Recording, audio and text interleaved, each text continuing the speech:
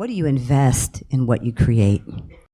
And how do you develop a relationship with the power and the love that you invest in what it is that you create, whatever that is? So it's, many, many years, like just when I was starting out to sort of take responsibility, I really looked at like, what do I infuse in workshops? What do I infuse in keynotes? What do I infuse in the coaching work that we do? What all goes into that? And what do I deliver for the people that I'm serving? And I really want to encourage it, because I would say often in a spiritual context, we don't always stay present to the impact that we have on people.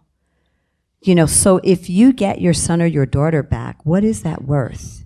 I don't know.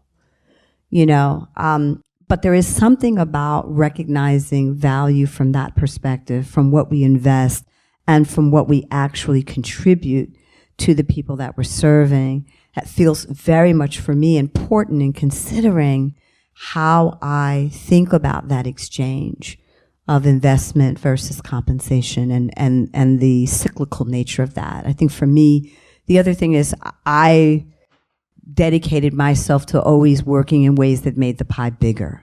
So my entrepreneurs on average who coach and work with me get a 10 to 15x on their investment. Now, I can't promise that. There are laws that don't allow us to promise that. But if I look at my results, 10 to 15x, whatever that investment is, which enables me to feel really good about where we are in terms of what we offer. We've been in exchange from the beginning of time. There have been so many forms of currency. And so it's interesting, we talk about like money being made up. We've had various forms of currency in exchange, and they've been utilized to revitalize community, to create a kind of sense of abundance and wealth that not just one person hoards and has, but that we all have a sense of sharing.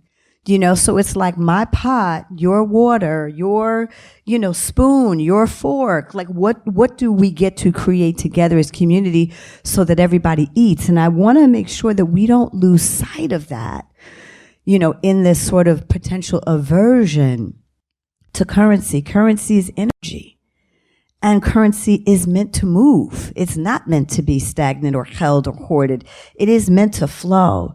And it is meant to flow in a way that honors what each of us brings to the equation, recognizing that that's how you get a whole society, is when everybody can contribute and be in their genius and be in their brilliance.